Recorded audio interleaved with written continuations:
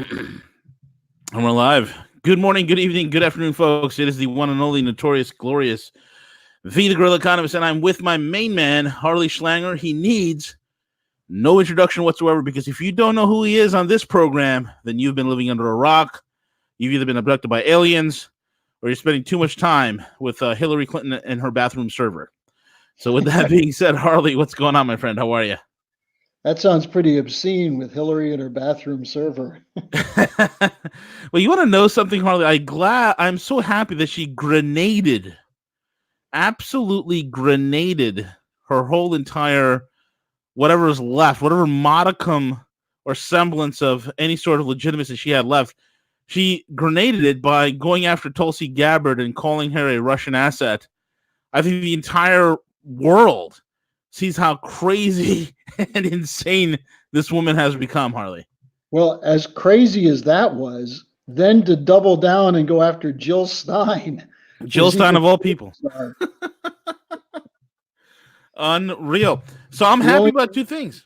I'm happy about Hillary absolutely grenading any chance of her getting into the candidacy. Well, she could still get into the candidacy, Harley, but there's zero chance of her winning anything. And I'm also happy, Harley, on a second note, with the Trump's pullout in Syria.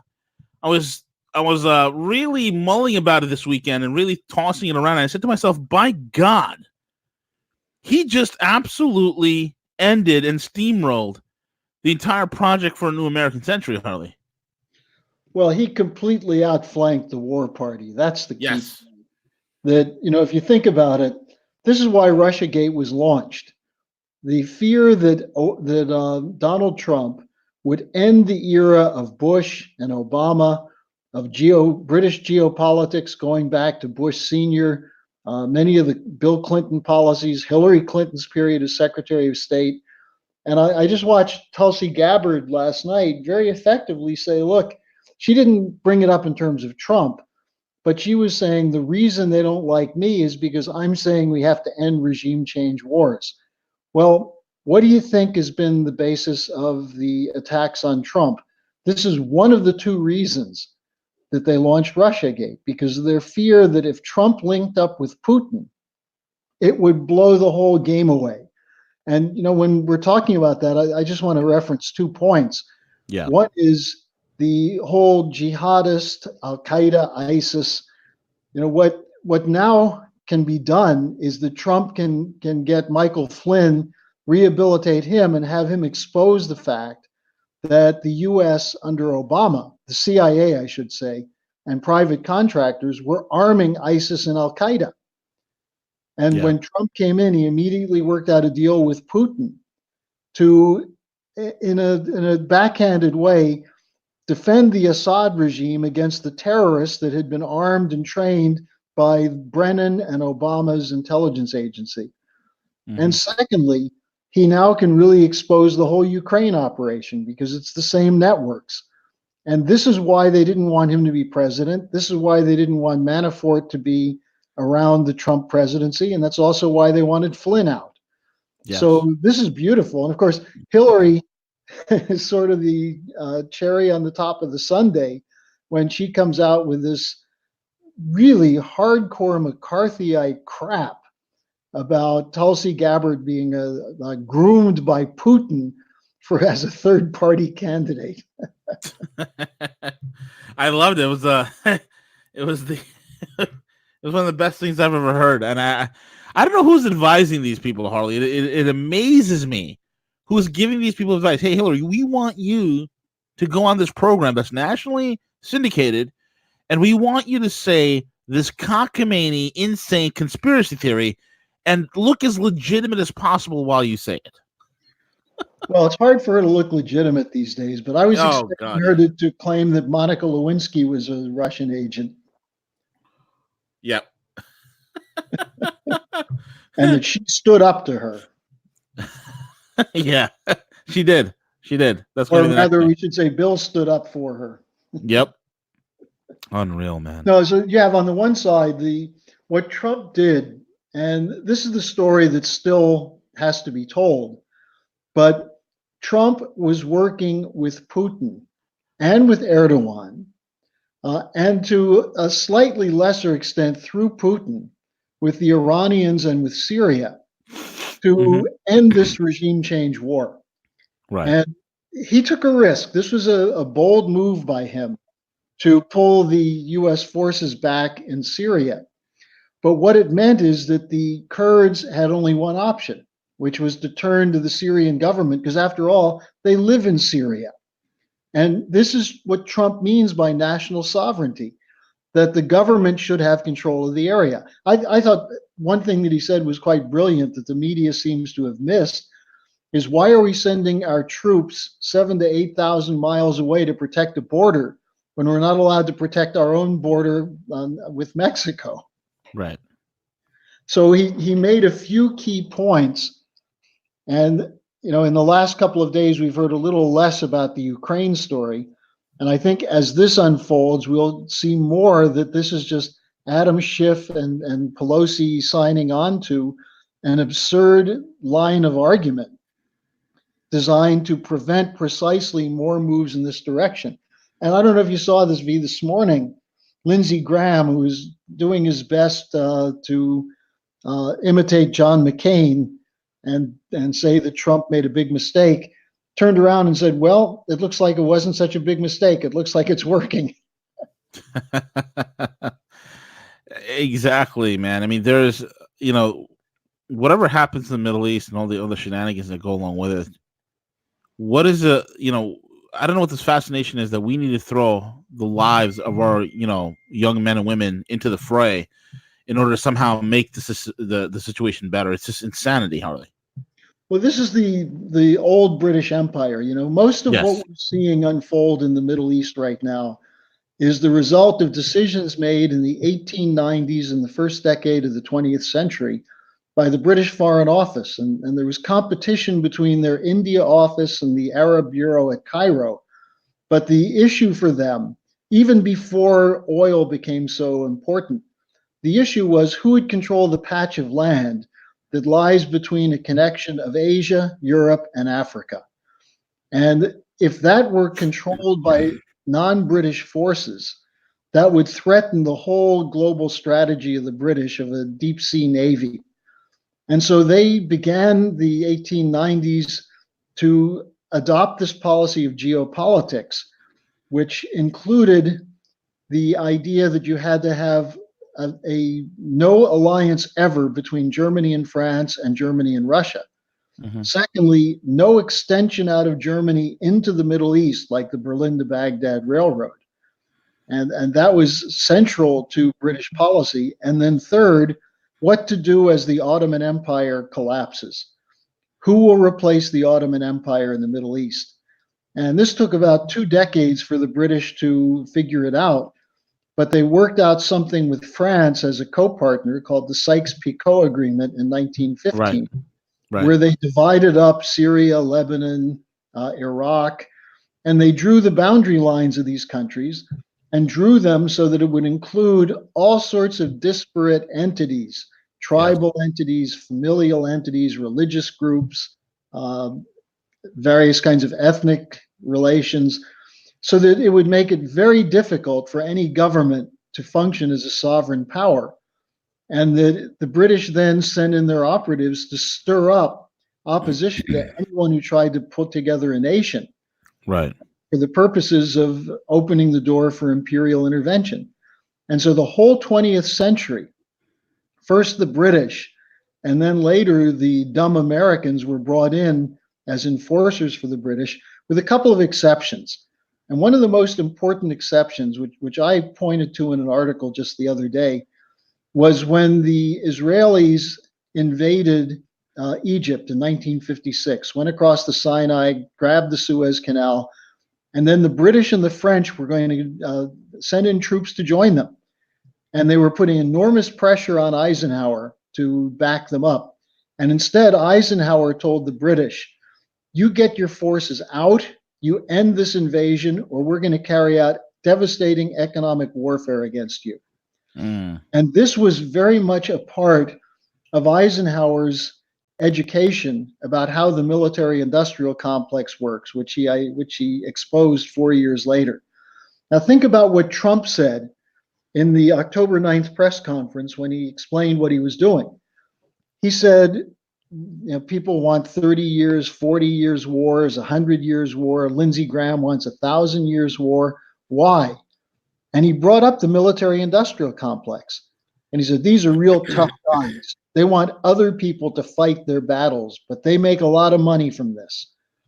Now, that's as close as he's come to fully identifying this British geopolitical strategy, which has ensnared virtually every president since Eisenhower except Kennedy. Every American president since the assassination of Kennedy has been lured into these imperial wars or colonial wars to defend what are essentially British and to some extent French interests. And now Trump is saying, we're not doing it. And people who want to know why Trump is so down on NATO and the EU, look no further than this. Remember, who did the Libya operation? It was Cameron and Sarkozy who convinced Obama to go in. And then, of course, Hillary Clinton was pushing it. And Hillary, if she's anything, she's a very stupid British agent. So, Trump has just blown this whole thing up. Now, the other thing that has to be mentioned is their other great fear. Yeah. That as we're seeing the collapse of the financial system, with the extension of these repo overnight loans into 2-week loans, extending this from 2 weeks to now into the end of the first quarter of 2020. Sure. Originally, it was 25 to 40 billion a night. Now it's 75, 85 billion. It spiked to 104 billion last Friday. No end in sight. And there was an emergency Fed meeting on October 4th, during which Powell instructed people to say, this is not quantitative easing. I know it's not. It's not quantitative easing, Harley. It's bigger than quantitative easing. Quantitative easing was the end phase of the $23 trillion bailout. Now what we're seeing is a recognition, and the IMF said it, the International Monetary Fund report said that we're on the verge of a series of defaults which could threaten the whole banking system. And this is, of course, what you and I have been talking about for the last year. And everyone wants to know, when's it going to happen? When's it going to happen? Well, no one knows exactly when the plug gets pulled on these things or when it gets out of control, but it's moving inexorably in that direction. And Powell and others think they can patch it with 25 to 40 billion a night. It's not going to work.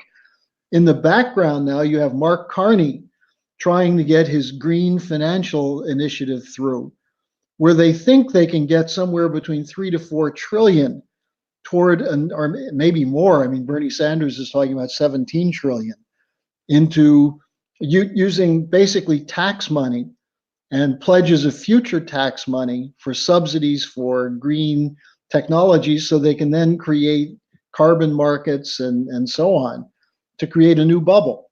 That's not going to work either, because the side effect of that will be a more rapid acceleration of the deindustrialization of the Western economies. So what they look at Trump and they say, why is Trump attacking the Fed? Does Trump know what we're up to? Is Trump onto this? And then you look at what the Chinese and the Russians are doing, and the Japanese and the Indians. They're buying gold like crazy.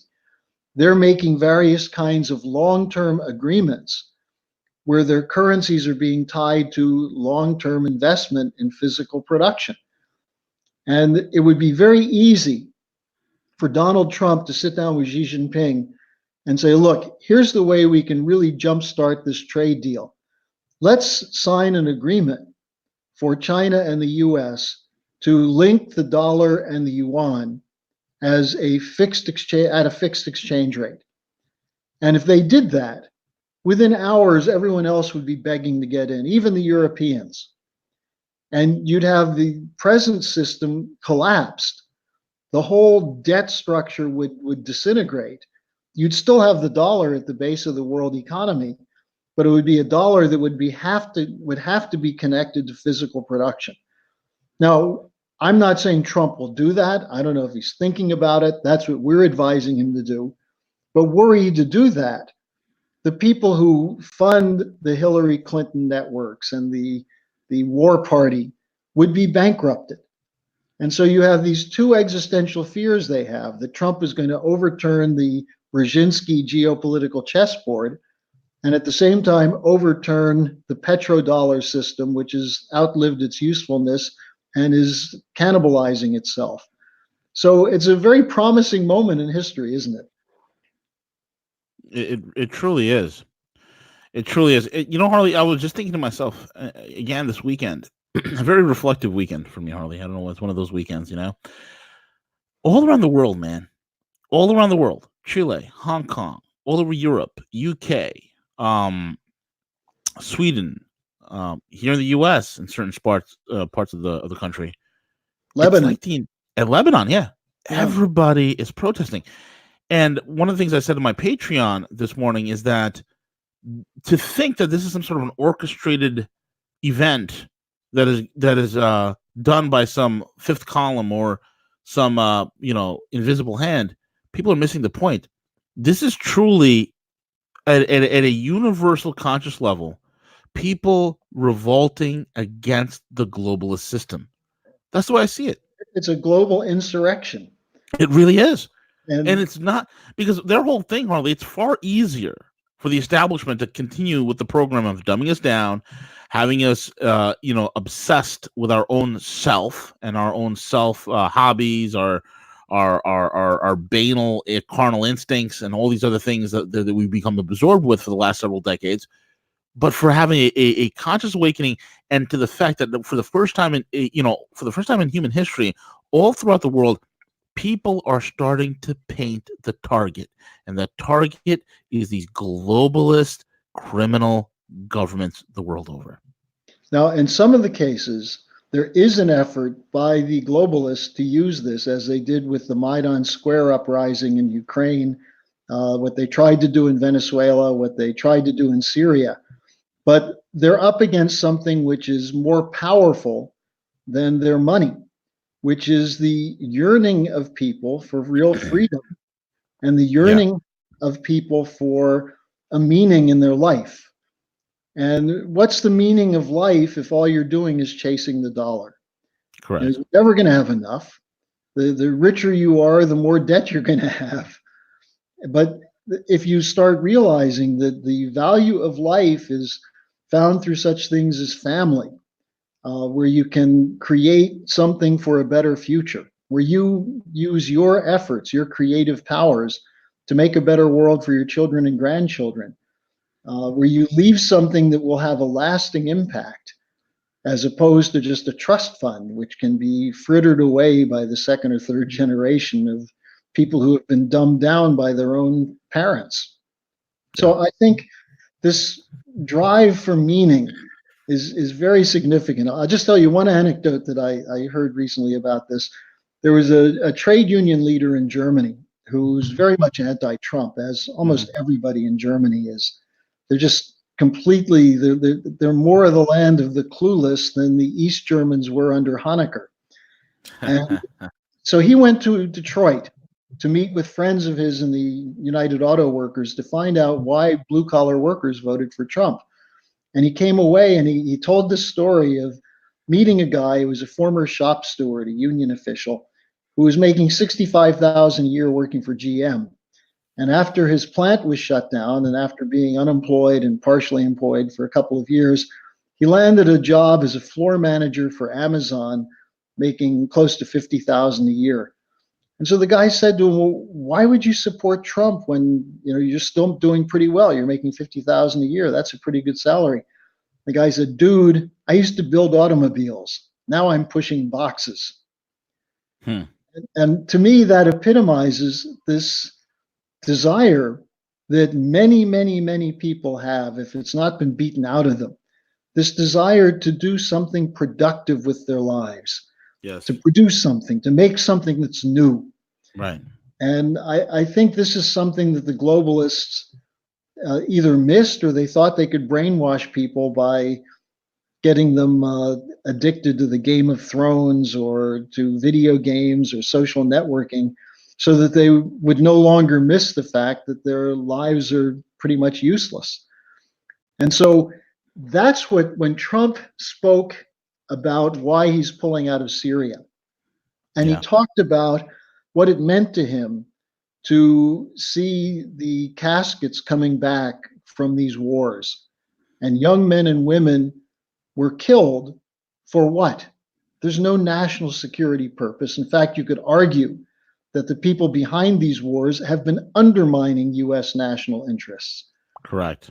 And so, if you define a strategy for a sovereign nation state to fulfill its destiny as our Constitution intended for us to do, and then to be that shining light for the rest of the world, which we used to be, then you begin to see that there's more to Trump than the bluster and some of the not such nice things about him.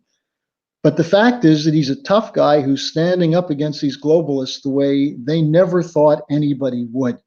Correct. And the American people have to support that and recognize that this latest impeachment rush from Adam Schiff and others is as nonsensical as Russiagate. And you know what? It's a wet firecracker. I mean, these idiots are literally like a crackhead, Harley, like a crackhead, for lack of a better word, trying to ignite a crack pipe in the shower. That's exactly what they're trying to do. Like a crackhead. There's no rhyme. There's no reason. There's no logic. There's no strategy.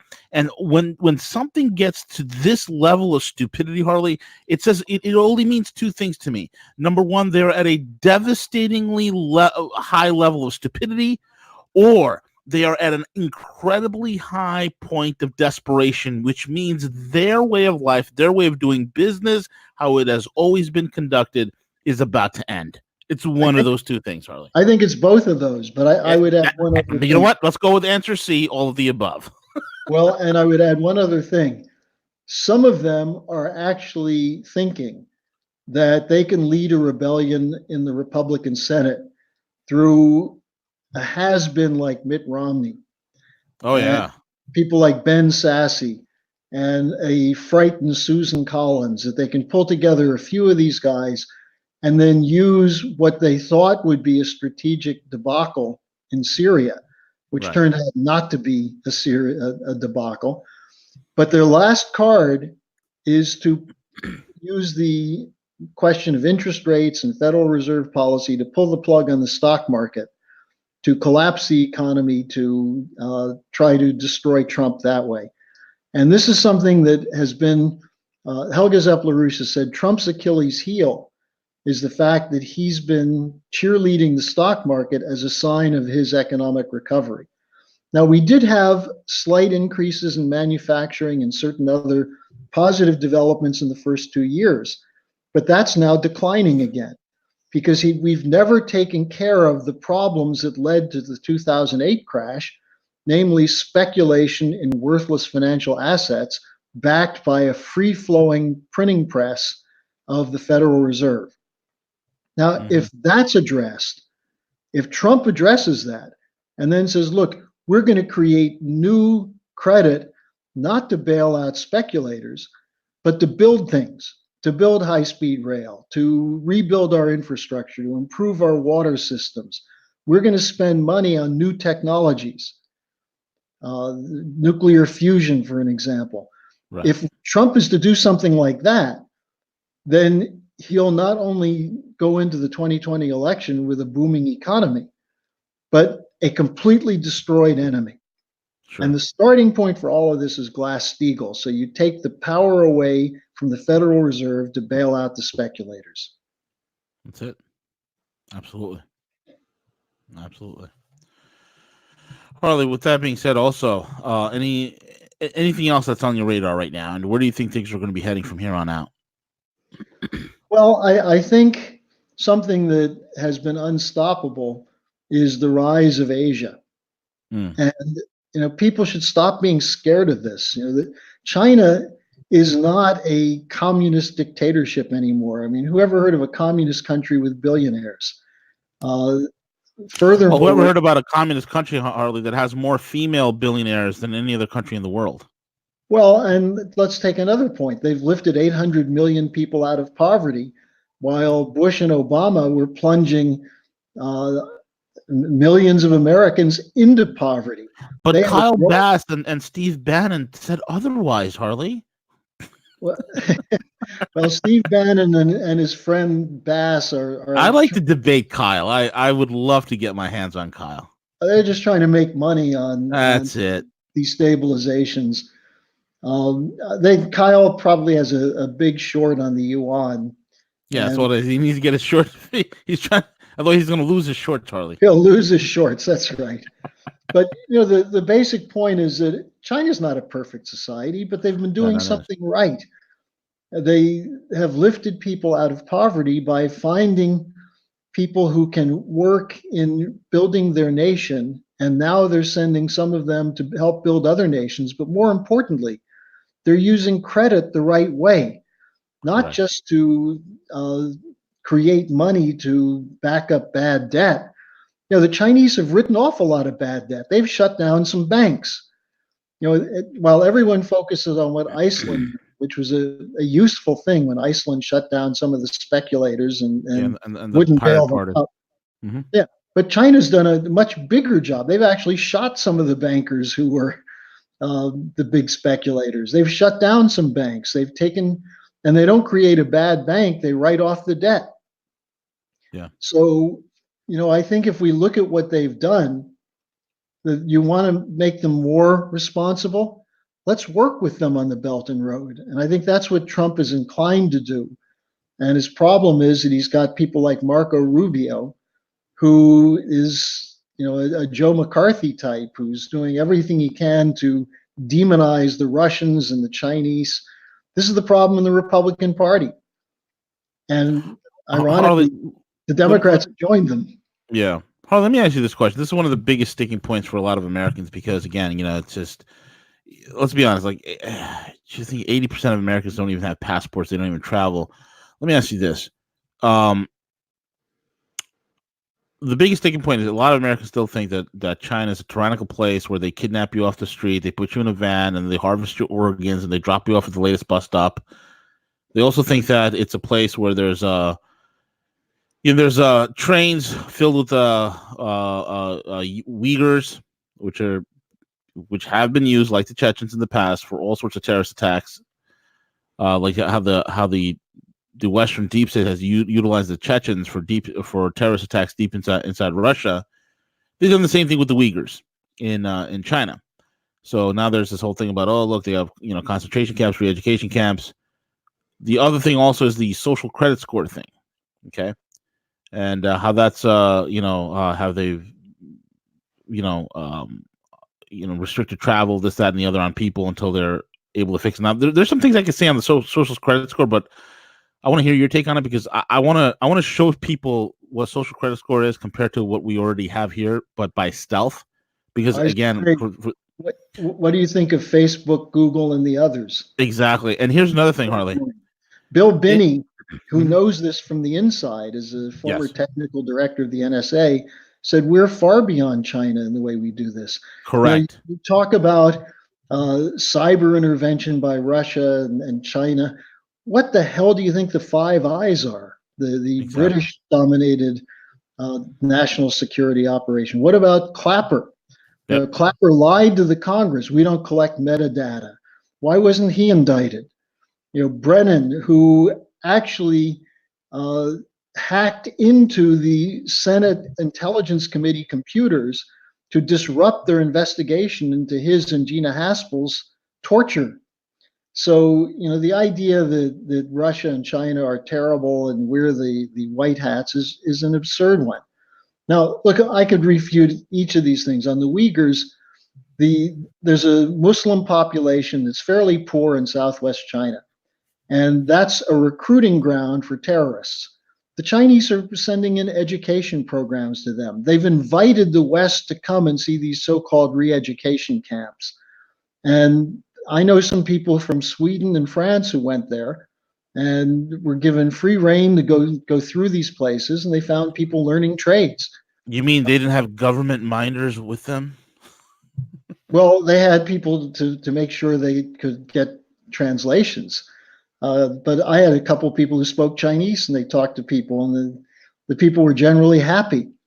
Because otherwise, they're going to sit there in poverty being recruited by imams the way it's done in London and in New York City.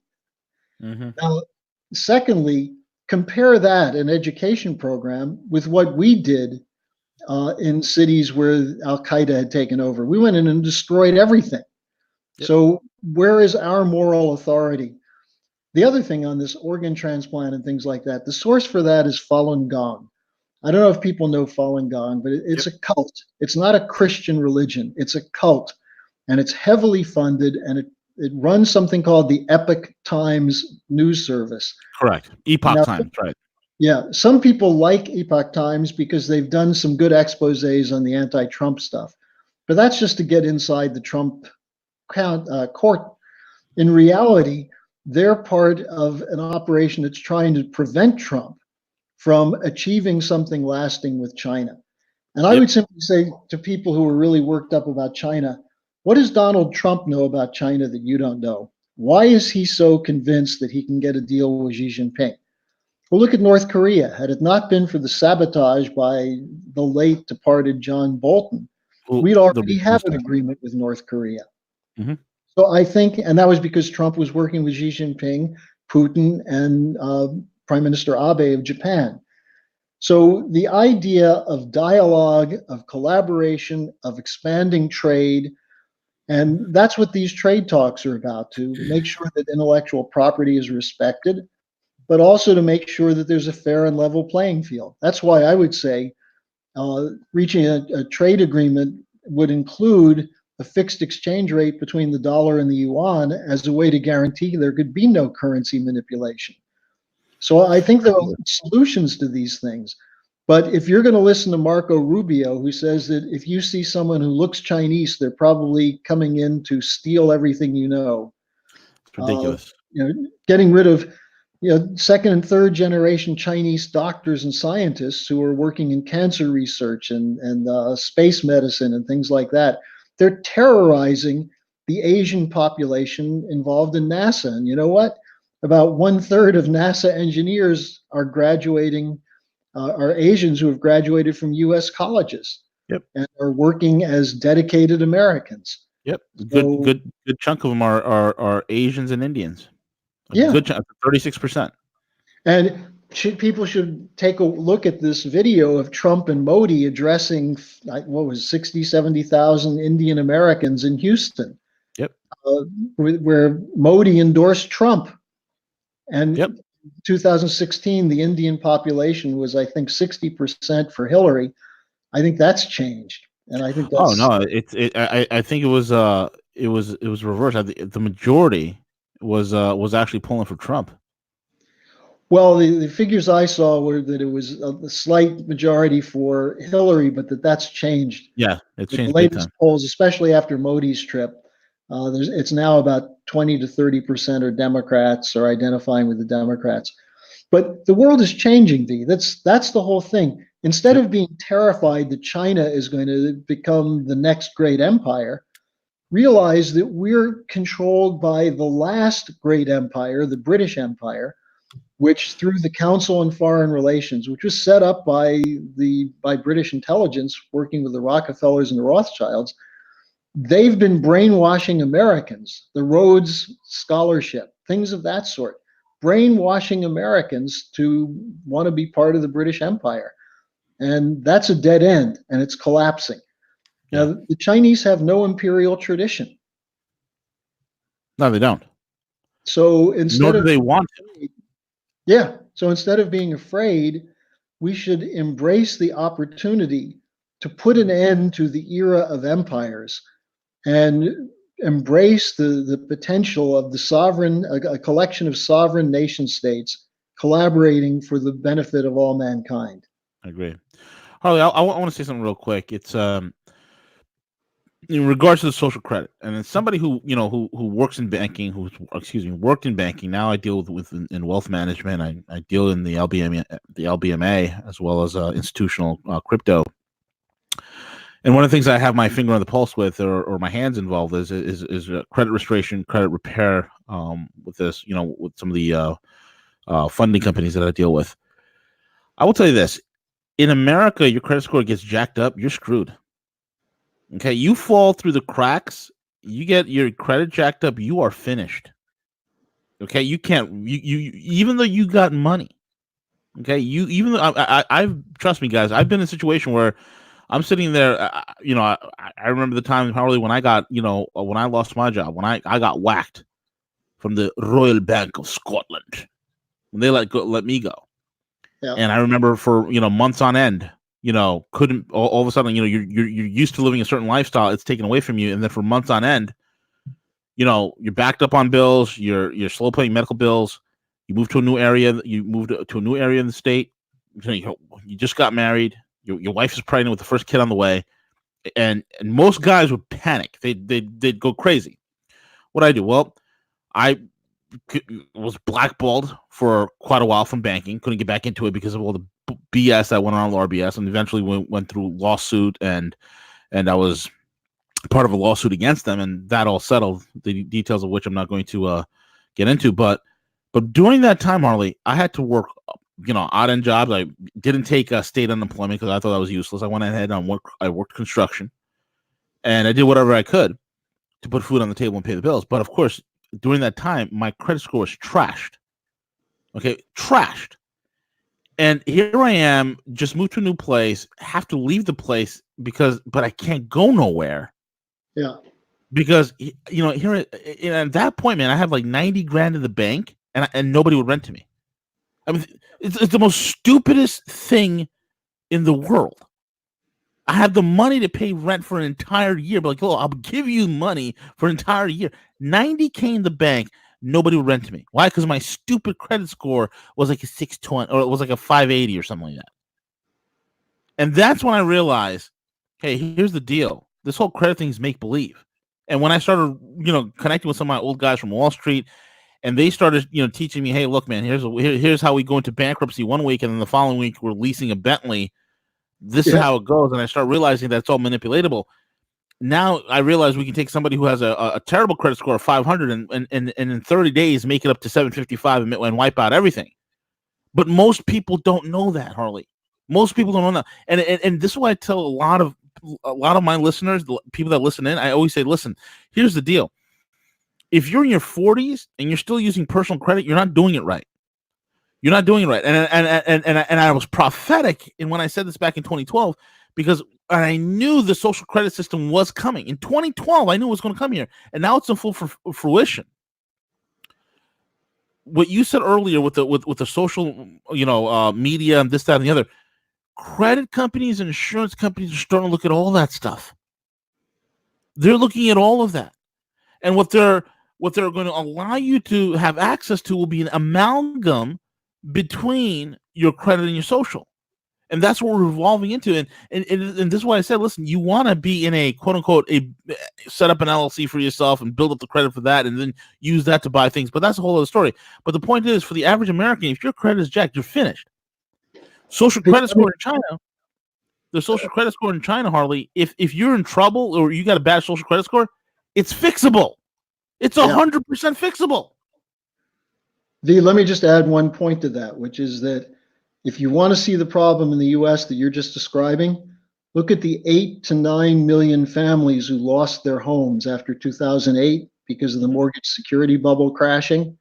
How many of them are homeless now? How many of them are living with relatives? How many of them are living in 1 or 2 room apartments and can barely make ends meet? It's the same thing.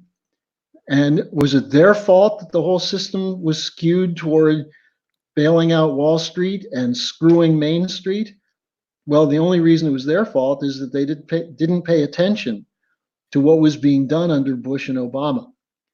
And we've got to make sure that people now are aware that not only do they have personal options, but they have political options. And that's crucial because the only way you become a victim is when you give into the system.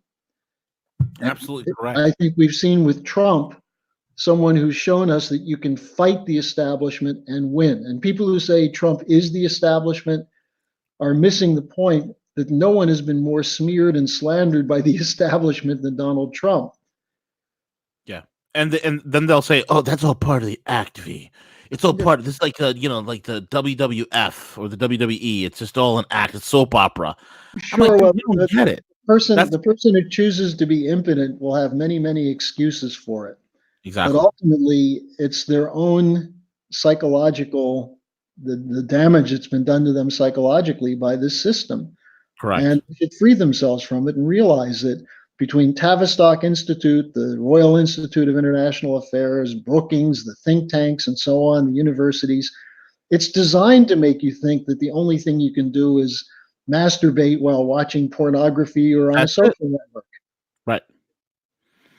Exactly, man. Exactly. Yeah. Harley, great program, man. Thank you so much for coming on, folks. Again, you can follow Harley over at theschillerinstitute.org as well as larouchepack.com.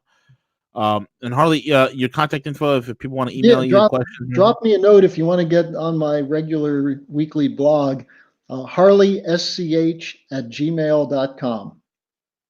Absolutely. With that being said, Harley, thank you so much.